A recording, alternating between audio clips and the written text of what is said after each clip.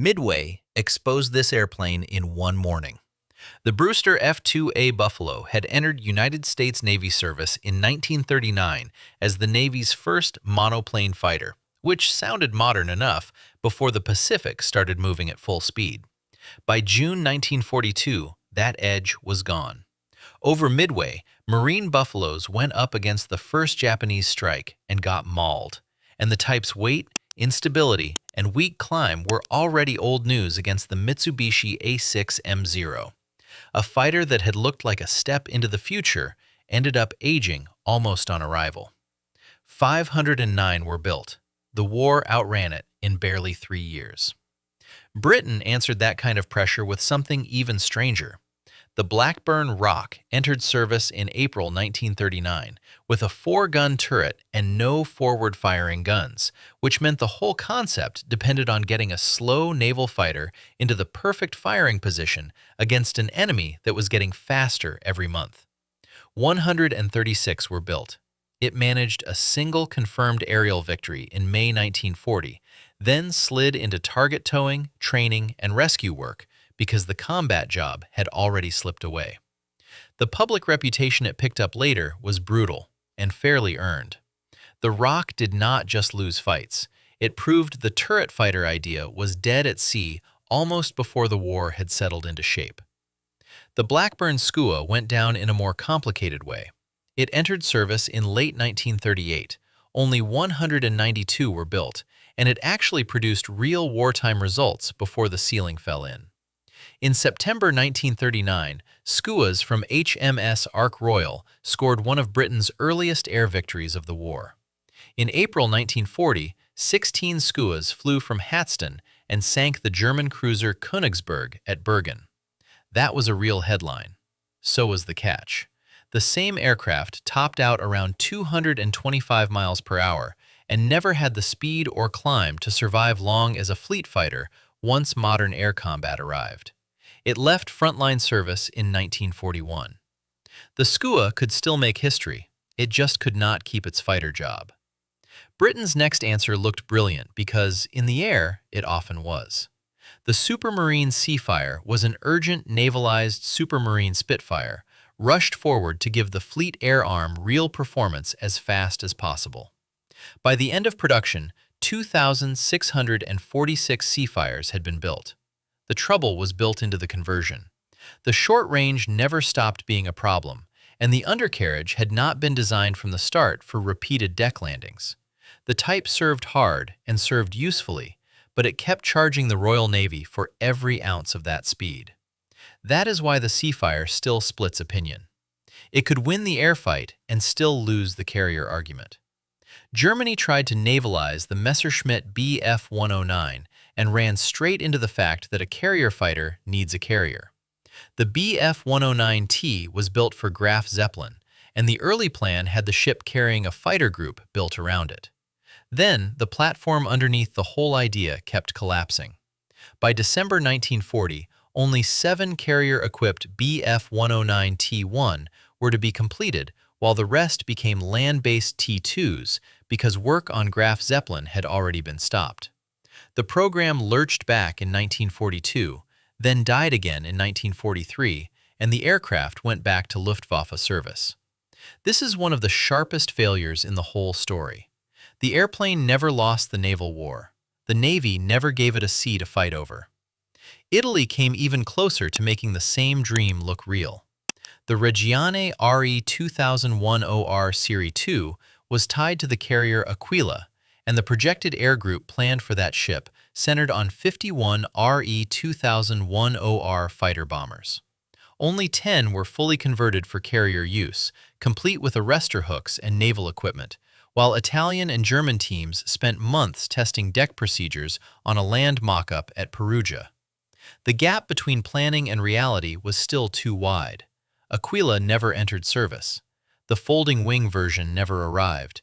The converted aircraft never got their ship. This one died with a carrier program that almost looked believable, which made the failure hit harder than the German version. Then the story turns uglier. The Blackburn Firebrand started as a Fleet Air Arm single-seat fighter and drifted so far off course that it ended up as a strike aircraft with fighter DNA still trapped inside it.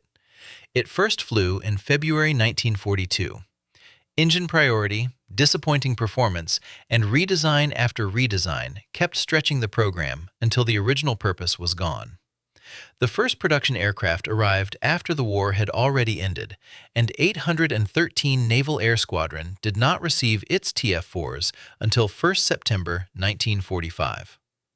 The usual comment on the Firebrand is that it looked powerful and flew like a compromise. That tracks. It never became the hard-hitting naval fighter Britain had wanted. It became a long delay wearing the shape of an answer. The Americans also had their own dead-end branch. The Curtiss XF-14C was supposed to be a new, high-performance carrier fighter, then a high-altitude carrier fighter, then a more advanced answer than the tactical situation still required. Only one prototype was completed. It first flew in July 1944 with contra-rotating propellers and all the signs of a program chasing sophistication faster than usefulness. The Navy's needs shifted. The engine situation slipped. The performance did not justify the wait. That left the XF-14C stranded in the exact place where late-war failures pile up. Too advanced for yesterday, too disappointing for tomorrow, and finished too late to force anybody to keep believing in it. The Grumman F7F Tigercat looked like brute force finally winning the argument. It first flew in November 1943, eventually reached 364 built, and offered speed and firepower that made pilots rave about it. The problem showed up where naval fighters are really judged. Carrier suitability trials exposed poor directional stability on one engine and tailhook trouble. The improved F7F3 still failed carrier qualification after a wing failure on a heavy landing. Only the final F7F4N passed carrier qualification, and only 12 of that version were built. That is the Tigercat's permanent irritation. In clean air, it looked magnificent. On a moving deck, it kept proving that raw performance and carrier usefulness are not the same thing. The Ryan FR-1 Fireball pushed the problem into the next era. It first flew on 25 June 1944, combined a radial engine with a jet in the tail, and reached Navy squadrons in March 1945. 66 production FR-1s were built before the war ended. The shape looked futuristic. The deck results did not.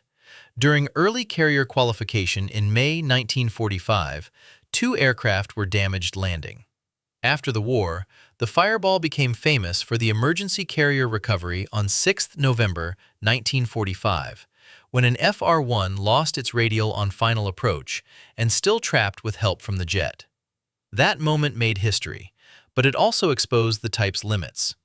Structural weakness and carrier landing stress kept biting until the Fireball was withdrawn on 1 August 1947. It arrived as a bridge aircraft and stayed trapped on the bridge. The Mitsubishi A7M Reppū closes the story because this is what failure looks like when the design is finally getting close to the right answer. The A7M was built as the successor to the Mitsubishi A6M0. It first flew on 6 May 1944. Most sources give total production as 9 aircraft. By 1945, the performance target was finally coming into reach, and then time crushed everything around it. Industrial collapse, fuel shortages, bombing, and the December 1944 earthquake in the Nagoya region wrecked the margin that a late-war naval fighter would have needed to survive. The A7M never entered active service. It did not die because the concept was foolish. It died because Japan reached for a better carrier fighter after the carrier war had already turned against Japan for good. Daylight over the sea punished every weakness fast. Soviet wartime failures looked completely different, shaped by evacuation, production pressure, brutal frontline demand, and aircraft that never became the answer. Click the video to watch.